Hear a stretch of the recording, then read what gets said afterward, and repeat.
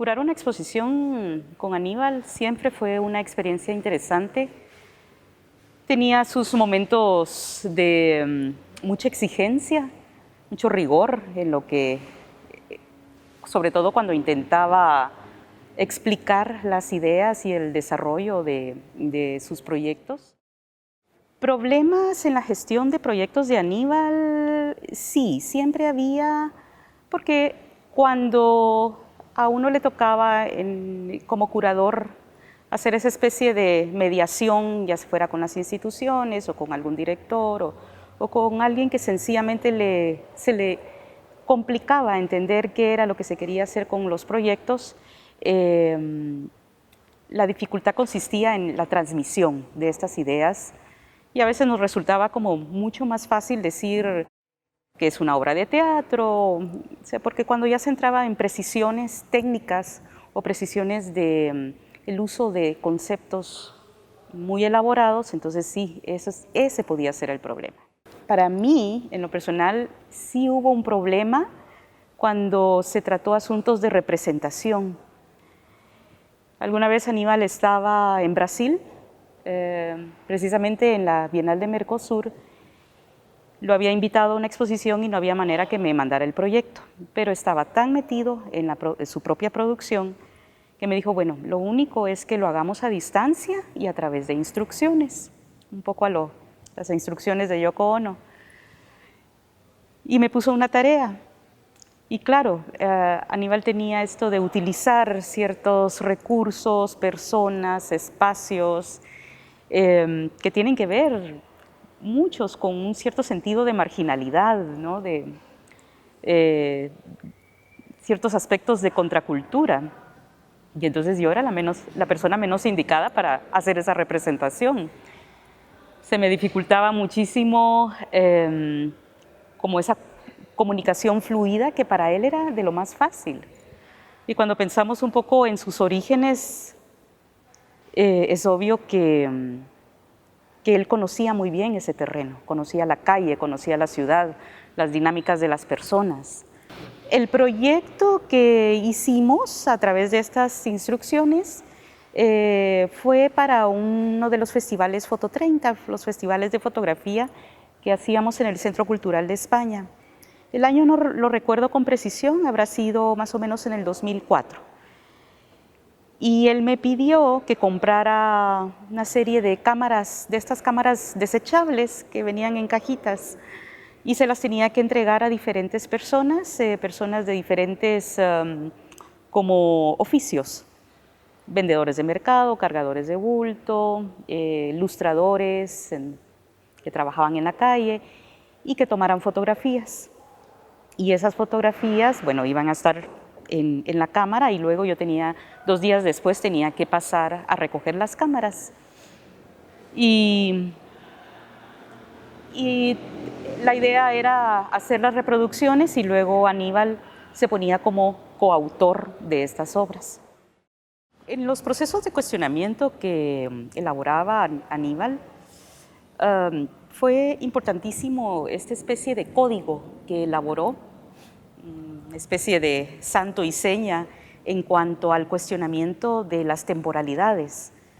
Quedó registrado en esta especie de numeración que siempre ponía al lado de su firma e incluso también en el cambio de su identidad a través del uso del número de cédula de identidad. Toda esa especie de códigos, de alteración de códigos, era precisamente como una señal, un registro de que estaba constantemente pensando esas fronteras y sobre todo el cuestionamiento de quién las aplica o quién las define. Era un gran lector de Wittgenstein, por ejemplo, y cuestionaba estos aspectos que vienen desde Occidente, ¿no? De cómo se definió la historia del arte en particular, quién la imponía y, digamos, esta visión de la lectura lineal de la historia y que de alguna manera nosotros debíamos o tendríamos que estar sujetos a ese conteo y a esa narrativa. Él nunca ni se sintió cómodo, pero al final era como un dispositivo para precisamente cuestionar y desarticular todos esos entramados de poder. Y resultaba muy interesante porque era una constante, siempre estaba ahí, tenía esa presencia. Era un poco como, a mí me gusta decir el santo y seña porque cuando uno llegaba a comprender esa complejidad de pensamiento, el que estuviera ahí acompañando sus obras era algo que lo convertía en un artista muy coherente y que estaba como muy comprometido con ese cuestionamiento. Nunca hablamos con Aníbal del tema del ejército o la visión que podía tener sobre lo militar, pero era evidente, se hizo sobre todo evidente a través de obras extraordinarias y importantísimas, como por supuesto 30 de junio, yo creo que es la más emblemática en ese sentido, pero yo creo que en ese sentido de lo que puede representar lo militar, ¿no? Como la imposición de la cultura militar sobre Guatemala, yo creo que la que rompe definitivamente y más que romper, que cuestiona de una manera monumental esa figura, es el listón negro que tiró en el barranco del Incienso, desde el puente, ¿no? Esto lo hizo sobre todo apelando o dirigiéndose a la figura del general Ríos Montt, el genocida, en un momento cuando se rompe una cantidad de leyes para poderlo inscribir como candidato para presidente. Eso fue en el 2003. En las obras en las que Aníbal incluía al público como desarrollando una especie de complicidad en la que eventualmente las personas no se daban cuenta, sino que hasta en algún momento ya podían como entender cuál era su participación, ¿no? El desarrollo de esa complicidad. Llegábamos a desarrollar de alguna manera culturas, las culturas a las que estamos acostumbrados, culturas de esa complicidad, culturas de una participación cotidiana en la que no mantenemos ningún ángulo crítico, y precisamente esas obras eran las que podían generar, digamos, un cuestionamiento de nosotros mismos, de cuál es el lugar y cuál es la dosis de complicidad que podemos llegar a generar a través de las cosas que no nos estamos cuestionando. Eso era realmente el aporte de esos proyectos. Recuerdo que cuando se presentó por primera vez el préstamo en la Galería Belia de Vico, en ese momento ya se llamaba Contexto, la discusión que se generó en las afueras del espacio donde estaba la pieza empezó a subir de tono y la gente seguía tomando. Yo sí en algún momento dejé de hacerlo porque sí me di cuenta de que era de un cinismo terrible, y seguir tomando el vino era una participación en esa complicidad que él nos estaba de alguna manera restregando en la cara.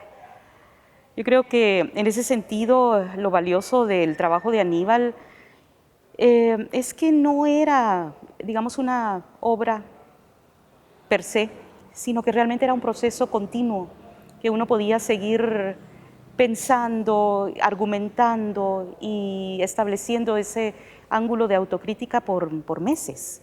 Y esa conversación para mí fue muy importante porque estaba marcando una transición.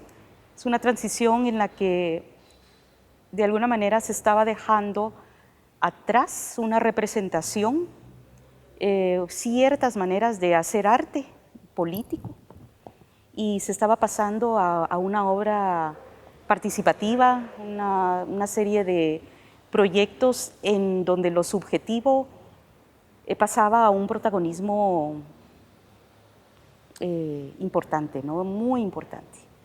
¿no? El rol que podíamos jugar desde nuestras propias subjetividades, cómo nos colocábamos frente a la obra de arte estaba cambiando completamente. Yo creo que el valor en ese caso del trabajo de Aníbal es que establece una transición importantísima. Yo creo que sí la habían empezado anteriormente proyectos como lo fue el Grupo Imaginaria, pero Aníbal desbordó esa manera de entender el arte. Cuando fui directora del Centro Cultural de España, hacíamos muchas cosas, los que éramos un equipo muy pequeño, y a mí en diversas oportunidades asumí el papel de curadora, lo cual para mí fue un privilegio enorme, porque contábamos con ciertos recursos de producción que en otros momentos nunca tuvimos. Y tuvimos la oportunidad de llevar a cabo esta exposición que se llamaba Ejercicios de lo Efímero. Era una especie de reflexión sobre el dibujo, tomando el dibujo como un principio básico del arte.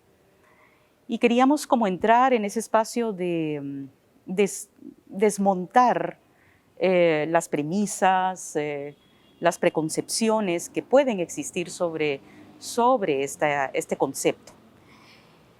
Y Aníbal, el proyecto que presentó era fascinante. Yo creo que es un proyecto en su dimensión pequeño, que en su momento tal vez por el hecho de estar, digamos, dentro o acogido dentro de una institución, no se le dio la importancia que puede tener ese trabajo. De alguna manera estaba resguardado por la institución y por las paredes de una galería. Y básicamente era contratar un par de personas, de estas personas, ¿no?, que les gustan las armas y que siempre portan armas, que es algo como muy cotidiano en Guatemala. O sea, la tenencia de las armas es algo común, cotidiano, es parte de una cultura, el andar armado, tener la autorización de estar en una fiesta, en una piñata, pero estar armado, ¿no? Y eran chicos jóvenes, y conocerlos fue realmente como muy conflictivo, ¿no? Sobre todo para las mujeres que estábamos trabajando en este centro cultural, porque había un punto, una representación de dominio que realmente nos sacaba de quicio, pero había que sacar adelante el proyecto. Y el proyecto era, además de pagarle honorarios a estas personas que representan, digamos, esta imagen de culturas machistas, culturas de dominación, de violencia cotidiana, se les invitaba a disparar sobre un muro. Cuando estábamos haciendo la pieza, claro, queríamos ser muy correctos. Llamamos a las diferentes instancias, llamamos por teléfono para pedir permiso. Santa ingenuidad. No nos dimos cuenta en ese momento que era lo menos adecuado y que de alguna manera teníamos que sumarnos a las dinámicas de Aníbal. Mi papá tenía una frase que la usaba muchas veces, que decía: a veces es mejor pedir perdón que permiso. Entonces, no le pedimos permiso a nadie, no le avisamos a la embajada, no le dijimos absolutamente a nadie y procedimos. Por supuesto, tomamos todas las precauciones del caso porque era de mucho riesgo, porque eran además armas de alto calibre, y dispararon sobre el muro. Menos mal, el muro era un muro de contención muy fuerte, unos blocks muy fuertes, y quedaron impresos. Las balas seguramente todavía están ahí insertadas. Pero realmente lo interesante era el efecto que podía tener después ese dibujo.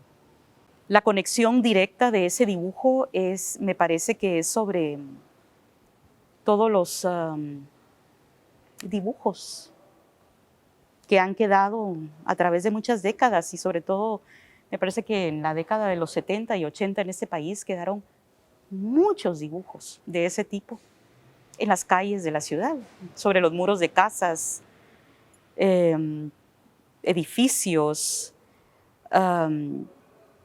Es un país que ha pasado tormentas muy fuertes y habían ajusticiamientos terribles, ¿no? En las calles, secuestros, que quedaron marcados a través de ese tipo de dibujo. Entonces lo interesante del trabajo de Aníbal era esa doble condición de, por un lado, poner en evidencia las culturas de violencia, pero por otro lado su vigencia. Eso creo que es lo extraordinario de esa pieza. Yo creo que todas las piezas de Aníbal, cuando uno las revisa, son tremendas. Siempre están cuestionando, siempre le están moviendo a uno el tapete y es imposible pasar por alto la potencia que pueden tener. Hay muchas, para mí, todas de alguna manera tienen ese momento extraordinario, ese poder de cuestionarnos. Pero para mí las dos piezas que a ese nivel iconográfico, poco a poco, se han ido insertando en el imaginario del mundo del arte y de las personas que no necesariamente han pertenecido a ese circuito, son dos. El listón negro, que es absolutamente maravillosa, es la gran metáfora de esta época y de cómo siguen cuestionando, cómo siguen existiendo, la vigencia que pueden tener, digamos, estas culturas de la corrupción, de lo ilícito, del manejo abusivo de las leyes, y por otro lado, en un sentido más poético, esta tonelada de libros que dejó caer sobre la Reforma. Pero no solo el hecho de dejar caer estos libros, ¿no?, sobre un país donde se estimula el analfabetismo y la desinformación, sino como efecto contrario, la cantidad de personas que empezaron a llevarse los libros. Como de repente esa doble condición de, por un lado, estar declarando en esa tonelada de libros, de que es un país que no se preocupa por la lectura, por la educación, por el conocimiento, que por otro lado estas personas que empiezan en una dinámica de pillaje, a llevarse los libros. Entonces, en algún punto hay una especie de equilibrio, de compensación. Y en lo personal yo podría interpretarlo como que siempre va a haber como un punto de esperanza en estas imágenes que son de un desasosiego absoluto.